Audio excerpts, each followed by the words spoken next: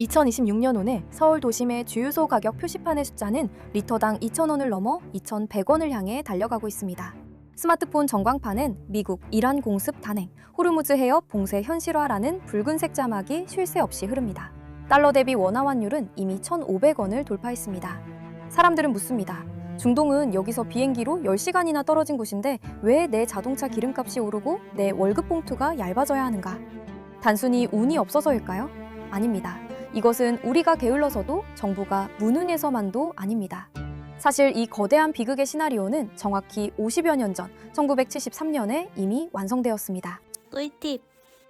1973년 10월 6일 전 세계가 평화로운 주말을 보내고 있던 시간, 이집트와 시리아가 이스라엘을 기습 공격합니다. 제4차 중동 전쟁의 서막이었습니다. 전쟁 자체는 지도를 펴놓고 보아야 할 만큼 먼 나라 이야기였습니다. 하지만 진짜 전쟁은 전장이 아닌 기름값에서 시작되었습니다. 아랍 산유국들이 석유를 무기로 쓰겠다고 선언한 것입니다. 이스라엘을 돕는 나라엔 기름을 한 방울도 주지 않겠다. 배럴당 3달러였던 원유 가격은 단 3개월 만에 12달러로 폭등합니다. 400%라는 비현실적인 상승폭 앞에 전 세계 경제는 마비되었습니다. 당시 대한민국은 에너지의 100%를 수입에 의존하고 있었습니다. 한 방울의 기름도 나오지 않는 나라에서 유가 폭등은 곧 국가 파산 선고와 다름없었죠. 1973년 14.9%라는 경이로운 경제 성장률을 기록하며 축배를 들던 한국 경제는 이듬해 2.3%로 곤두박질칩니다. 물가는 무려 40%가 넘게 치솟았습니다. 월급은 제자리인데 짜장면 한 그릇, 버스비가 자고 일어나면 올라있는 시대. 실질 임금이 반토막 난 국민들의 삶은 처참했습니다. 박정희 정부는 즉각 긴급조치를 발동합니다. 밤 8시가 되면 도심의 네온사인이 강제로 꺼졌고 심야 영업은 전면 금지되었습니다. 서울 거리에는 차 없는 날 운동이 시작되어 자가용들은 격일로만 도로에 나올 수 있었습니다. 화려한 미래를 꿈꾸던 한강의 기적이 모래성처럼 무너질지도 모른다는 공포가 한반도를 덮쳤습니다. 벼랑 끝에 몰린 박정희 대통령은 누구도 예상치 못한 승부수를 던집니다. 석유를 살 달러가 없다면 석유가 있는 그 땅에 가서 직접 달러를 벌어오자. 이름하여 중동 진출이었습니다. 물론 쉬운 길은 아니었습니다. 1973년 사망 기업이 사우디아라비아에서 아룰라카이바 고속도로 공사를 따냈을 때 세계 건설업계는 코웃음을 쳤습니다. 에어컨도 없는 트럭을 몰고 50도 육박하는 사막을 건너겠다고? 하지만 한국인들에겐 선택지가 없었습니다. 가족의 생계와 국가의 종망이 그 뜨거운 모래바람 속에 달려 있었기 때문입니다. 정부는 해외 건설 촉진법을 만들어 기업이 망하더라도 국가가 공사를 보증하겠다는 파격적인 조건을 내걸었습니다. 기술이 부족했던 노동자들은 국내 건설 현장에서 무급으로 일하며 벼락치기로 기술을 익혀 사막행 비행기에 몸을 실었습니다. 1975년 해외 파견 인력의 30%였던 중동 노동자 비중은 1980년 80%에 육박하게 됩니다.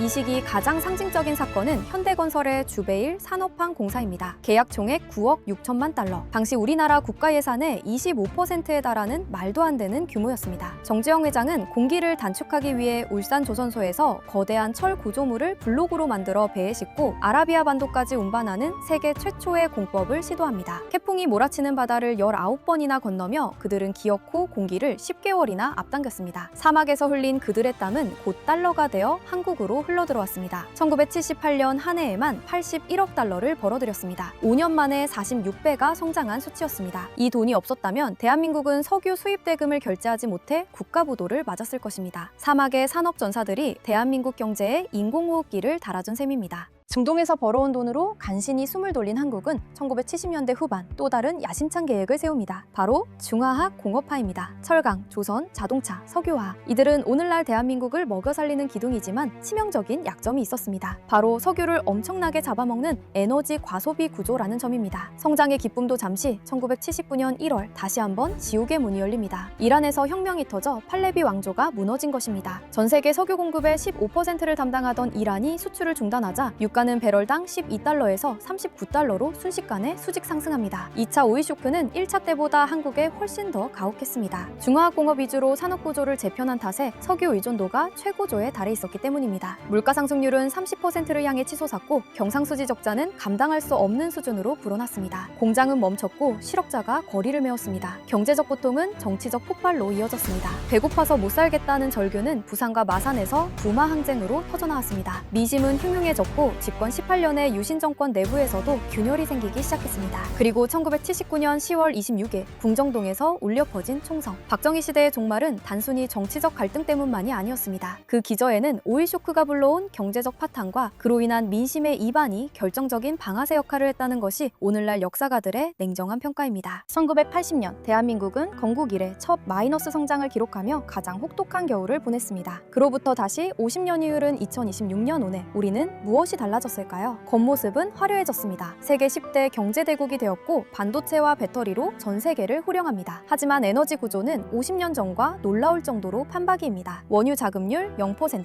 여전히 에너지의 70% 이상을 중동에 목매고 있는 에너지 빈국. 미국과 이란이 으르렁거릴 때마다 서울의 주유소 가격이 요동치는 이 서글픈 연결고리는 여전히 현재진행형입니다. 혹자는 묻습니다. 그동안 우리는 무엇을 했느냐고. 하지만 이것은 단순히 게으름의 결과가 아닙니다. 우리가 선택한 제조업 강국이라는 길은 필연적으로 에너지를 대량으로 소비해야 하는 왕관의 무게와 같습니다. 석유는 단순히 기름값이 아니라 플라스틱, 비료, 화학제품 등 현대문명의 모든 혈관을 흐르는 피와 같기 때문입니다. 50년 전 우리 선배들은 사막으로 뛰어들어 그 위기를 정면으로 돌파했습니다. 중동 의존을 중동 진출로 바꾸어 놓는 기적을 썼습니다. 2026년에 우리도 마찬가지입니다. 이제는 단순히 기름을 수입하는 단계를 넘어 수소에너지, 차세대 원전, 그리고 에너지 공급망의 다변화라는 새로운 사막으로 뛰어들어야 할 때입니다. 기름값이 오를 때마다 우리가 중동을 바라봐야 하는 이 숙명. 이것은 우리가 극복해야 할 과제인 동시에 우리가 얼마나 치열하게 세계 경제의 파고와 맞서 싸우며 여기까지 왔는지를 보여주는 훈장이기도 합니다. 1973년의 절망이 2026년의 풍요를 만들었듯 오늘의 위기는 또 다른 50년의 밑거름이 될 것입니다. 과연 우리는 그 돌파구를 찾을 수 있을까요? 그 방법은 무엇일까요? 여러분의 생각을 들려주세요. 꿀팁.